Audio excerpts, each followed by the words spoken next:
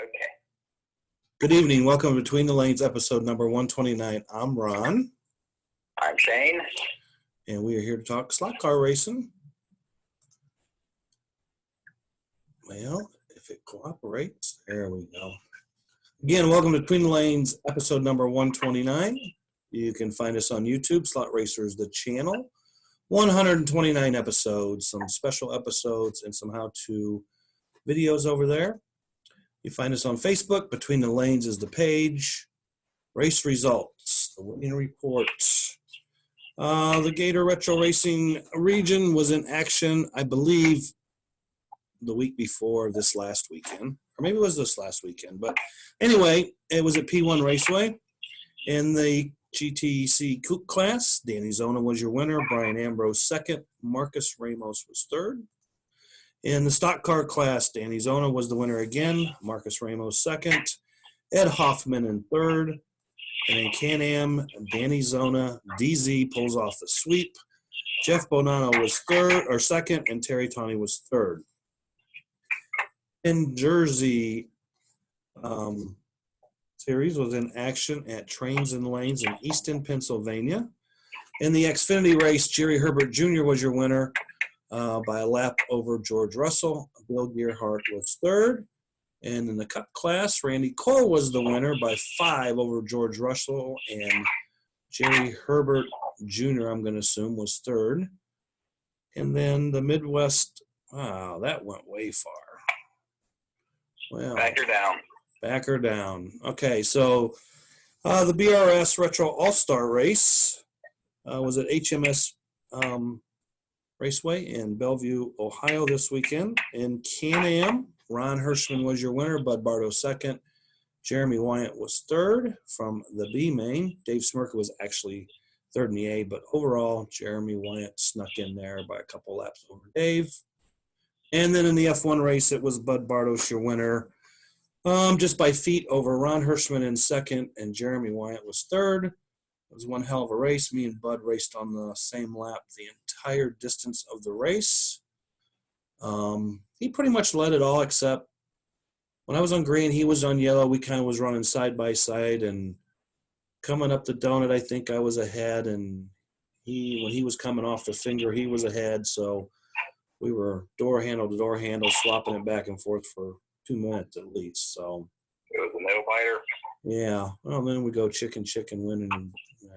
Okay. So no pictures. Retro East was at Speed Zone. In the GTC class, Matt Bruce was the winner. Jimmy Williams was second. Pat Skaggs was third. And in Can-Am, Edsel was your winner. Keith Libby second. Matt Bruce was third. And I don't know where all my other pictures went in this deal, but we'll go back to no pictures, and I'll give you some more race results, and I'll put them up next week. So, Midwest Flat Track Series was at Mid-America Naperville. I didn't write down the results because I was just going to read them off the screen. And then also the Ohio Oval Series was at HMS on Sunday. In the IndyCar class, Denny Murray was the winner. What are you doing? Grant Sams was second. Elma was third. 4-inch stock cars, Ron Hirschman winner. Chris Earnhardt second. Grant Sams third. And dirt late model, Ron Hirschman's the winner. Denny Murray was second. And Kirby was third. Probably if I go to this screen, we might have pictures. Nope. So I'll put the pictures up next week for the guys I missed. Sorry about this week, but we'll get you up next week. And winner, chicken dinner. And Sunday.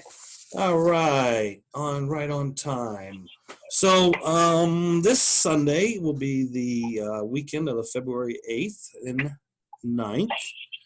And this weekend, Florida Slot Car Series is in action. Mid-South is at Archdale. Mid-America Hardbody Series is at Mid-America Naperville. Central Illinois Slot Series is at Whiskers, Gladstone, Illinois. And let's see, SCRRA is at Buena Park on the flat track. That's Retro Cars. And at Fast Alley Raceway in Fremont is the annual Daytona 500 race. Next weekend, Valentine's weekend, don't forget that, racers. Don't forget your lovely ladies. Yuska's at Thaser. The Daytona 500 race is at Dallas Slot Cars. Where's the Mad Fast race that weekend, Shane? Mad Fast, the weekend of the 15th is at Turn and Burn, I believe. Okay. That is And the word on the street. okay. And at Mark's Moto World, Canton, Ohio, is the Cindy McMaster's race. Again, contact William Fulmer on Facebook if you're interested in getting in the raffles for some of the great stuff that's been donated. And the weekend of the 22nd, we have the Flexi Fest West 2020 out at Fast Track Raceway, Rockland, California, home of the 2020 USRA Scale Nats. The Ohio Challenge Cup Series will be at Mark's Model World in Canton, and hard body racing at Thaser Raceway, South Bend, Indiana. The weekend, and also on the 23rd, Penn Jersey is at the Race Place. And then the weekend of the 29th, Penn, Ohio Retro Series at Mark's Model World in Canton, Ohio. And the East Coast Flexi Series at Fast Tracks Valley. And that's all I got. Just a couple of side notes. Also this weekend is the Turn and Burn grand opening. I guess we'll call it grand opening and race. They've moved to a different location. What town are they in now? Because I didn't write that down either, Shane. I think they're like right outside of Winston-Salem, or they're actually in Winston-Salem. I just think of it as Winston-Salem. Okay, so they're in the Winston-Salem area. They've moved from Moxville into a larger store. They still have the King Track, Oval Track, and they have some carpet down for RC racing. And they're going to have a cash payout race at this grand opening this Saturday for AWRA Legends cars and the X. What's that motor called? The X25 motor? The motor that they run in what class? The trucks. Truck class? I think it's the Hawk 25. Hawk class? 25, that's right. That's Hawk 25, not X25. Too many 25s. And also, Ernie Mazzetti messaged me earlier today and said that the signups for Flexipalooza, which will be held at Downriver in Lincoln Park, Michigan, Detroit area. That race is April 4th, I believe. I don't have the calendar in front of me. And but signups will be open probably next week for that race. So, yep, bad. And that's all I have for races and upcoming races today. So I told Shane pre-show that I would talk about some observations I made this weekend at the races I attended. So if you don't know, I raced like last Thursday and then Saturday and Sunday and raced six races. And you did the Iron Man. Yeah, I had a good time. And started off in Fort Wayne Thursday night, and nothing really to report there. I mean, it's a pretty solid group there that races every week. There was 5 of us that went in the 3s qualifying, and we were in the same race. And after 3 heats, we were all within a lap or 2 of one another. I was tied for the lead with Dale Wilson. And as the race progressed from the halfway point, I had a hell of a job holding off Dustin LaRoe, one of the local hot dogs, beating him by probably 10 feet or something. So I guess my observations are mainly probably from Sunday in the oval racing. Sunday. So Ohio Oval Series at HMS, and I mean, nothing really bad, but I'm trying to think where to start. So I guess my thing will be, if you buy a car from somebody or have somebody build you a car, then you should probably do your best to keep that car set up as you purchased it. Okay, again, nothing bad, but a couple racers. Well, one racer, when he was out running his car, I could tell he had just way too soft a tire. He had way too soft of tires on his car because you could just hear it really digging in the bank. I said, hey, what tires do you have in your car? And he says, well, I have small hub Wonder on there. And I'm thinking, geez, something's going on. So I looked at his car, and his small hub Wonder tires, I don't know if he had softened them or whatever, but they were pretty soft. I mean, they would be like a soft Alpha Wonder rubber. And it was just killing his car through the bank in the tri-oval part of the track. So I said, well, here, let's put a different set of tires on your car. And I put on a harder set of Wonder rubber. And he went out and he went from like running 174 to 150 lap time, like on, I think, Red Lane or something. So I mean, he picked up 2/10 just by changing the tires. So another guy who got a car from me, I said, let me look at your car. And he had too soft a tire, and he had too tall a tire. Like, he probably had 63 thousandths or more clearance when the required clearance is 50 thousandths. So I said, well, here, let me put on a set of tires for you too and see if it makes a difference. So I went over and took his tires off, and the first thing I noticed was there was no axle spacers between the oil light and the tire on the right side of the car. So when that car was sold to him, I know it had at least 2 or 3 spacers in there. So I stuck spacers on there and put harder tires on there and gave it back to him. And he came back and says, wow, what a difference. So again, I just found it strange or weird. I don't know, that you get a car from somebody and it's got 2 spacers out there, and then you change tires, you should probably keep spacers in there. You know what I'm saying? So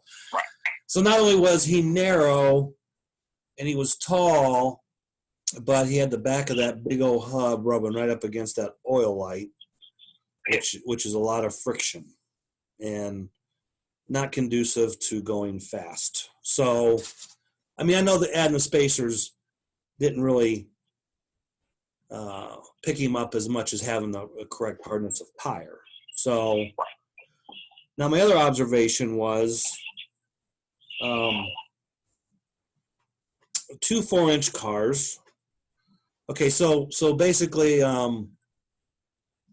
Chris Earnhardt, the guy that owns Fast Tracks in Fremont, Ohio, he wanted me to build him a car, and I did, and he raced at last month's race on the oval, and he probably would have finished in the top 3, but he had some trouble early on and couldn't rebound from it. So I brought the car home and made sure it was straight, mounted a new body and all that stuff. So his car was identical to mine. I mean, the cars were very equal at his rate at the race at Fast Tracks a month ago. And so we go to HMS, and instead of it just being a straight up oval, it's a tri-oval.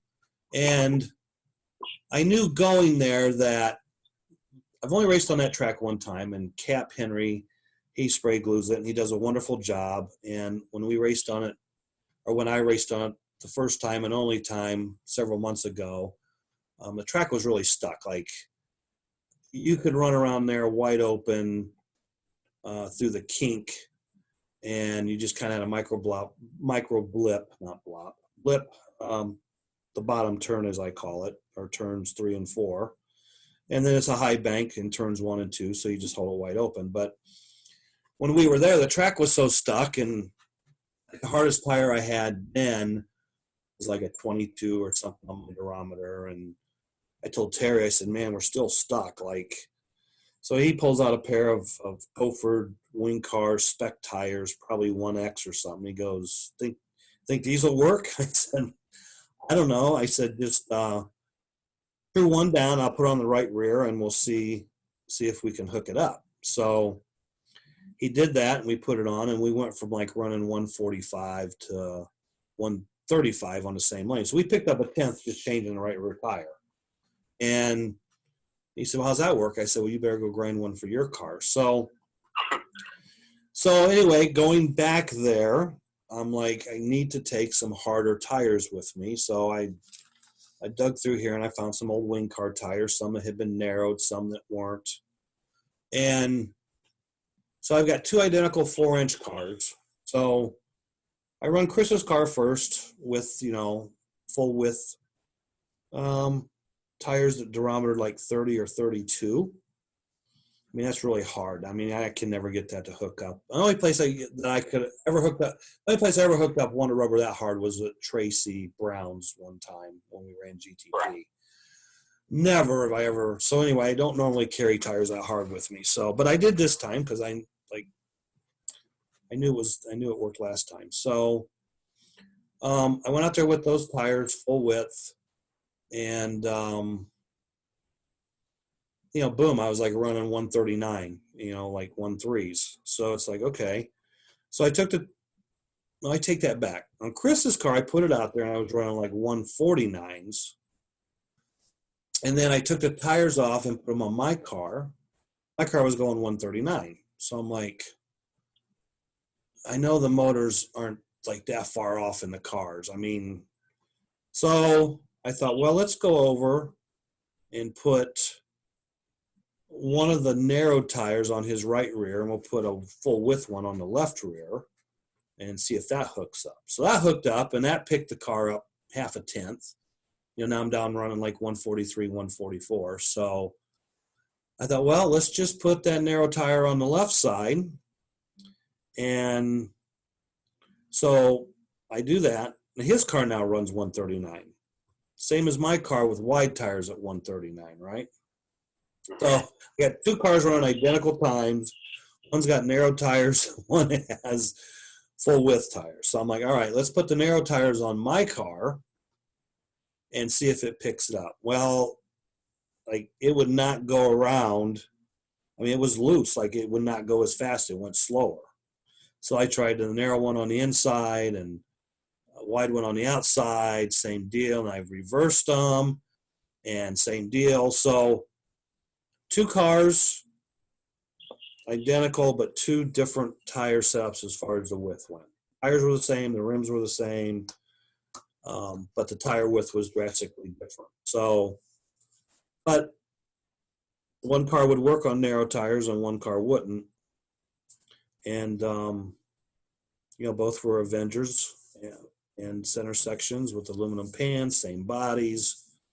And, it was just crazy. Like, I don't think ever I've had that happen to me where, I mean, don't get me wrong, I've had cars run different from one car to another on different tires. Right. But running real narrow tires versus the normal wide tires was kind of an eye-opener. But it worked. I won. He got second.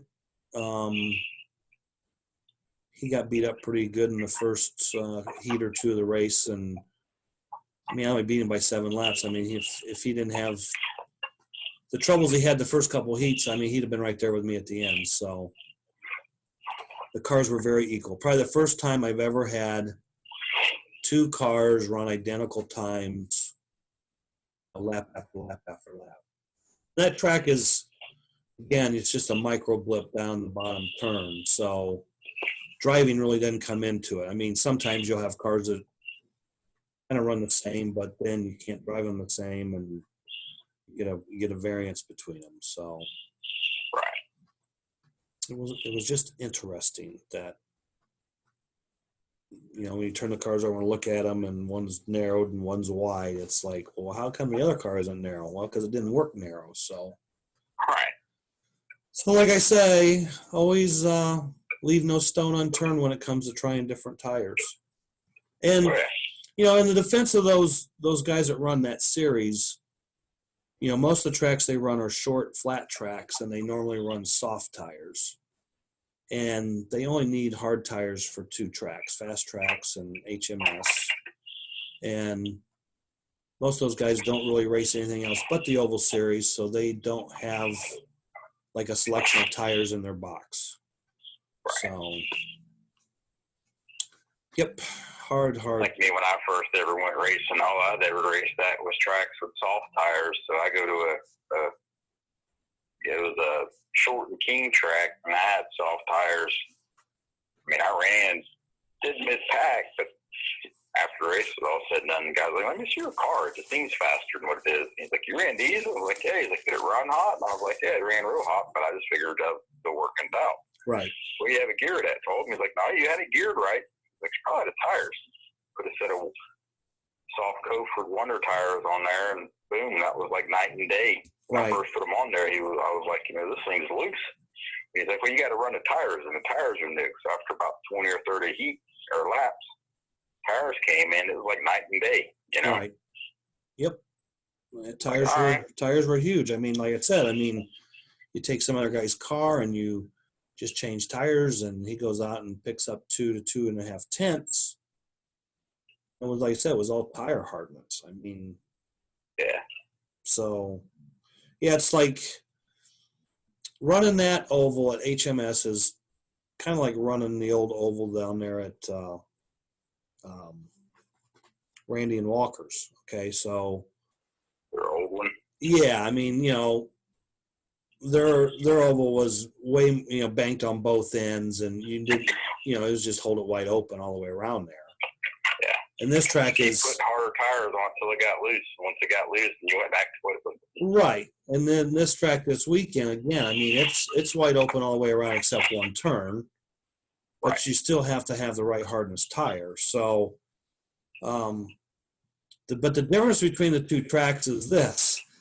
The HMS track, you can actually pass people on the outside of the bank and the kink and not worry about getting nerfed. Like, the track is hooked so good that the cars don't kick out much or enough to nerf a guy on the outside. Now, the bottom turn, don't know, because usually that's where most of the crashing takes place, is down there, because guys just either go in too deep, or maybe they run in on the back end of somebody on the outside, and there's a little kick out action there that can nerf you off. But right.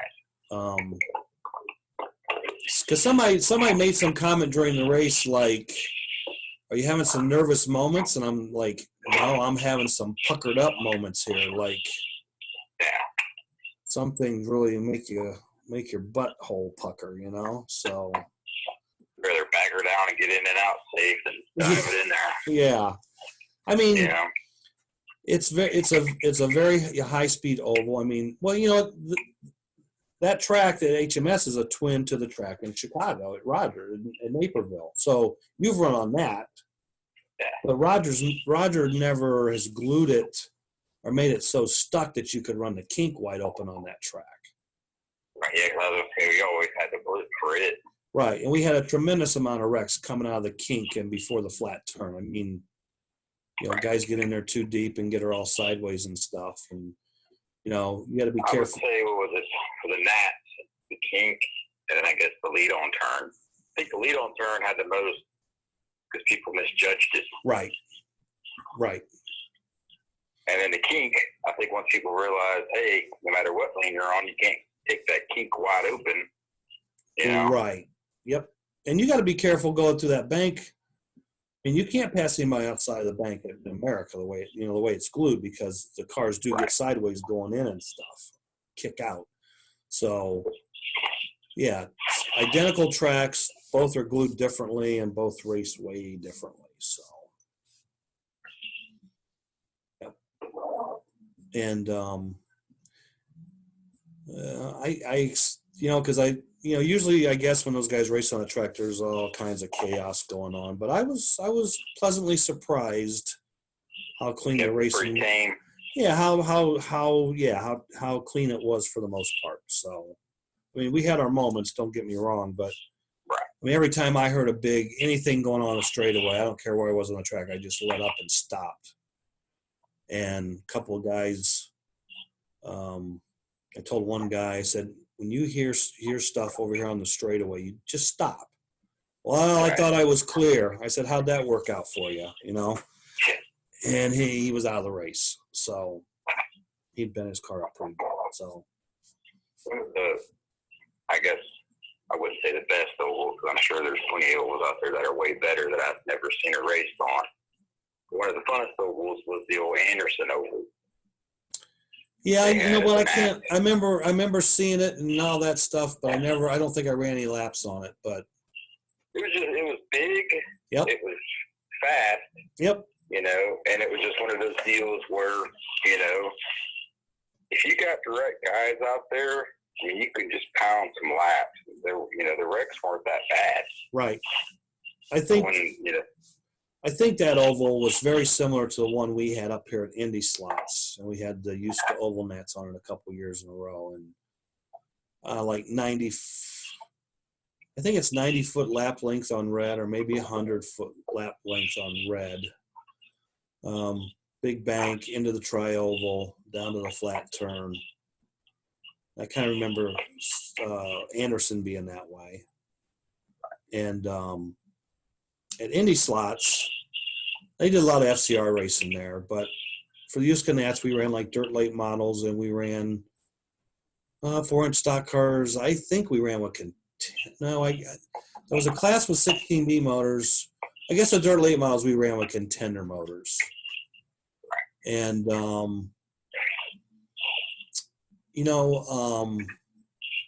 you could run like red, white, green, maybe orange, wide open through the kink, depending on how your car was or how good the track had been glued or was run in. But the bottom four, you definitely had a blip, the 90, or not the 90, the kink, as we'll call it, dog leg, as most people call it. But yeah.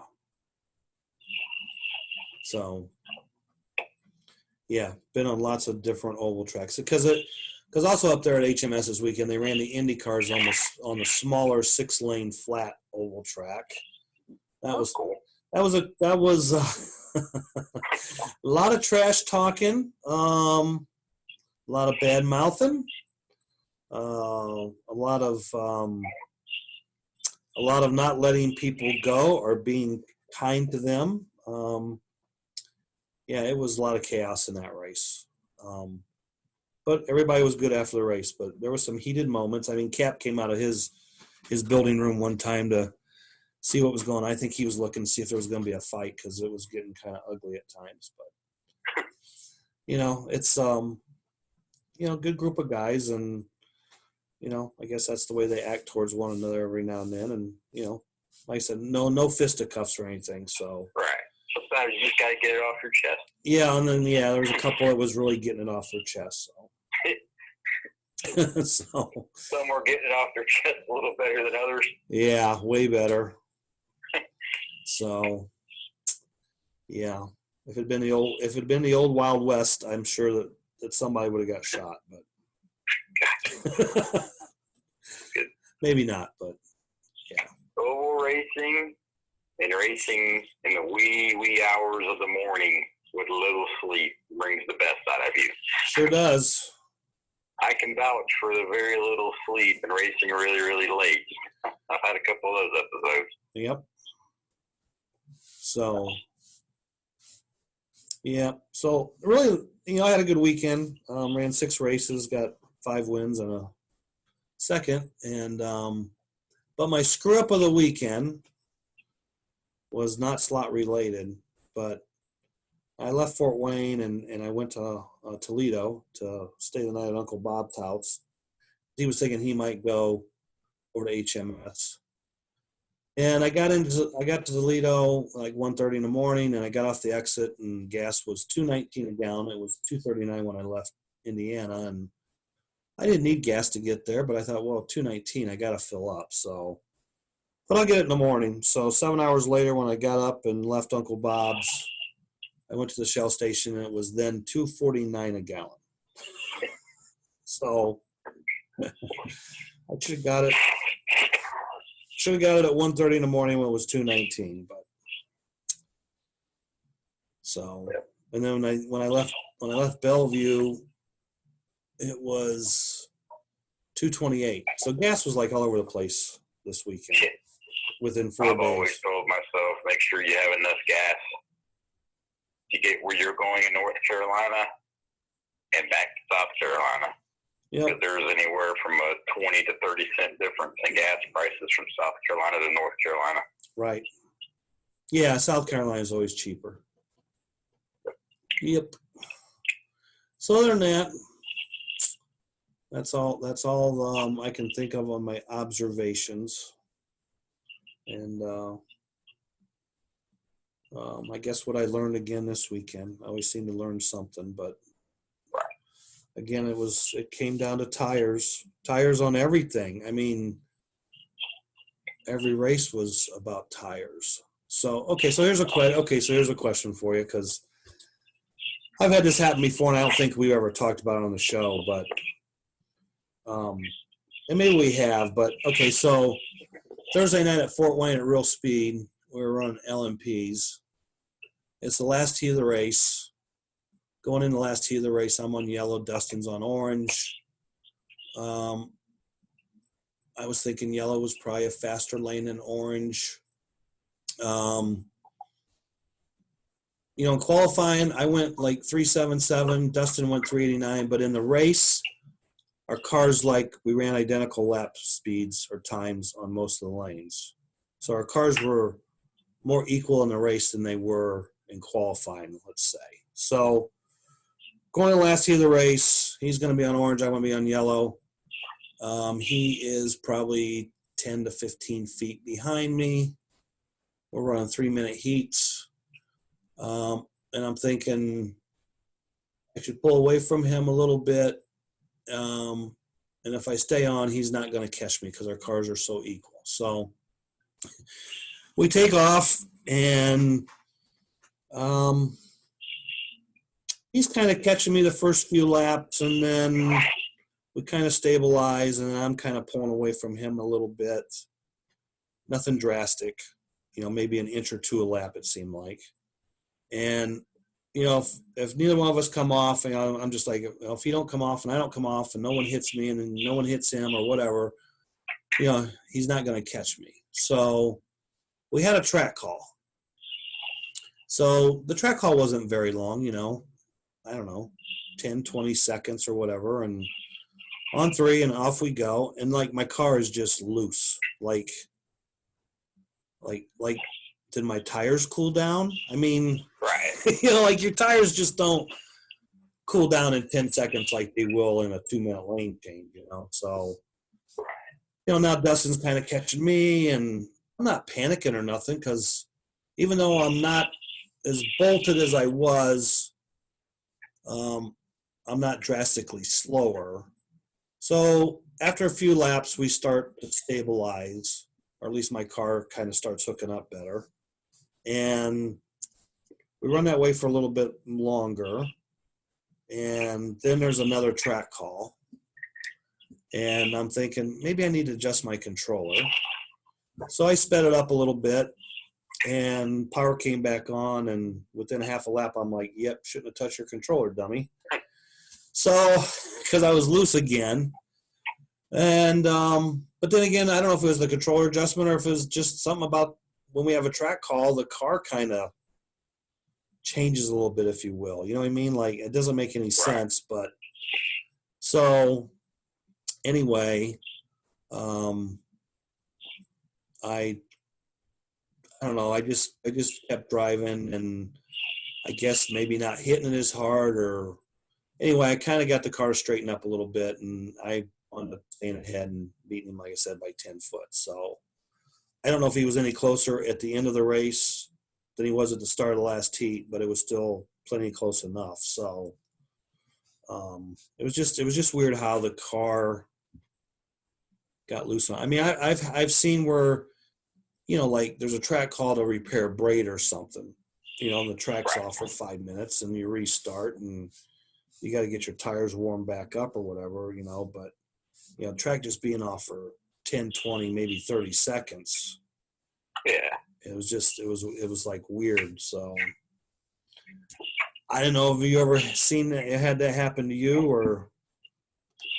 If it has, I honestly don't remember. Okay. Well, I mean, it's a little bit different if you have a lap or two lead over somebody, and it goes that way. I guess you don't Yeah. sit there and go, Now, I'm loose. That's why he's catching me. But I mean, I've had a car that I practiced. Everything was good right before tech. You know, I was like, all right, I'm going to make a couple more laps. Everything was good. yep, tech it in, get on the track 20 minutes, 30 minutes later, and your car's totally loose or something. Yep. That was like tight. Like, Well, I was just like, okay, you can tighten up too. You know? Yeah. It's amazing how the track kind of changes.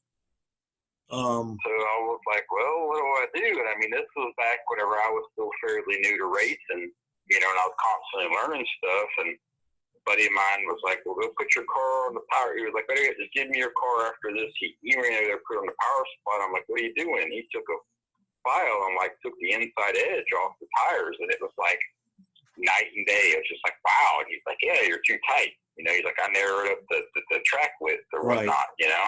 Right. And it was just like, okay, now we're back in business, you know? Yep. Well, I was talking to somebody yesterday on the phone, and I said something. We were talking about tires or something, well, okay. So like, what the deal was at HMS for the retro race. I ran Small Hub Wonder JK on the Can-Am car, and that's usually the go-to tire for that track. And so on Friday when I was testing, I had them on my car, and like I was just on the edge of being loose and stuff. So I thought, well, let's put a pair of Alpha Soft Wonder on the car. Well, then I was like too tight. Like it was a little better, but the car had no forgiveness. Okay, so I'm like those are too soft. So put those back on, and you know, then it's time to start playing my F1 car, and I'm thinking, well, if the JK Small Hub is on the edge of being loose on my Can-Am car, they sure aren't going to hook up on my F1 car. So I put the Alpha Small Hub Wonder, Soft Wonder, on my F1 car and put it out, and it was like, wow, this thing is bolted. It's like really good. And I'm thinking, yeah, but as more guys run on the track tomorrow and track's going to get more rubber, I'm probably going to be too tight. But I'm telling this guy, yeah, I said, well, you know what? I'd rather be bolted than loose, because I can always take my scissors and cut the back side of the tire and loosen the car up. And he's like, cut your tires with scissors? I said, yeah. Like you just take your tires and snip off some rubber off the radius, and it like narrows up the width of the running. He's like, well, I never heard of that. And I said, well, next time I see you, I'll show you what I'm talking about. So, right. But no, I mean, I didn't have to do that in the race. I mean, my F1 car was really good. And like I said, me and Bud ran on the same lap the whole race. My chance to get ahead of him, I blew it on blue when I came off twice. I mean, I could run him back down, but I just couldn't quite get there towards the end. So not enough time to close the deal. Well, going to the last heat, like I said, we were on the same lap. He was probably, I don't know, 30, 40 feet ahead of me. He was on green. I was on yellow. I knew green was a faster, better lane. And I thought, well, and I had a 4-lap lead over Jeremy in third. So I'm like, I'm just going to cool it for the first minute and a half, and then I'm just going to go for it the last minute and a half. Checkers or wreckers. Right. Because at that point, if I come off a couple times, Jeremy's not going to catch me. I'll still finish second. So, you know, the race director, a minute and a half to go, and I started hitting it harder. And, I mean, I'm sure Bud was probably being cautious and taking it easy, but I started reeling him in, but I was still that 10 feet or whatever behind him at the end. So, just couldn't get there. But it was a hell of a race, and, you know, I was happy and glad that Bud won. And because in Can-Am, we kind of had the same deal going. I mean, I beat him by a lap, but we ran pretty much on the same lap most of the race. So it was 2 really good races between us. And so we split them. I was good with that. So, and I haven't had too much confidence in my F1 cars the last few races. And I got the car pretty good this time, and I think I could have probably made it. When it was all said and done, I'm thinking, yeah, I probably should have put some more lead in it, but I didn't. But the car was still pretty good, so if more lead would have helped it, we'll never know. But because I started off, like put a weighted guide on it, one of the HP weighted guides on it, and that made it better. And then I put a big old honking brass guide nut that Rob Voska got at a hardware store. So he said, this is like putting 2 grams on the front of your car. Right. So I put that on, and it's like, well, that made it better. So I'm like, well, let's go put some lead on it. So I went and put a little bit of lead on the pans, and I'm like, well, that made it better. So I got it to where it was comfortable. It was going pretty decent, and just left it alone because I thought, well, if I keep screwing with it, who knows what's going to happen. But I made one change at a time, like we always say, make one change at a time, see if it makes a difference. Don't change 3 things at once. Right. So, yeah, I just did it in steps. Kind of left no stone unturned on Friday testing with the Can-Am cars and the F1 cars. And then, started playing with the Flexi cars, but we didn't have a Flexi car race, so that was kind of wasted time. But on that track, Friday night, the way the glue was, and the glue wasn't bad, it's just the track hadn't been really running good yet. So, I put my Avenger out there, and it was really good, but halfway up the donut, it would just snap loose and fly out, and put a Defender on, and same deal. And then put the Striker car on, and it's like, that thing was like a wing car going around the donut. I mean, like, wow. I got the other Striker car out, and I had 2 cars going 3.9s on Friday night, and I think the second fastest car I seen in practice was like running 4.3s or 4.4s, and I said, you know what, you need to put your Striker car on the track because the Defenders and Avengers are just too bitey. Like, and the track was kind of slick bite, but so we didn't race, and so that was that. But again, having choices of center sections and chassis, oh yeah, makes a big difference too. So, because I mean, like the Avenger car weighed 70 grams, and that Striker car weighed 78.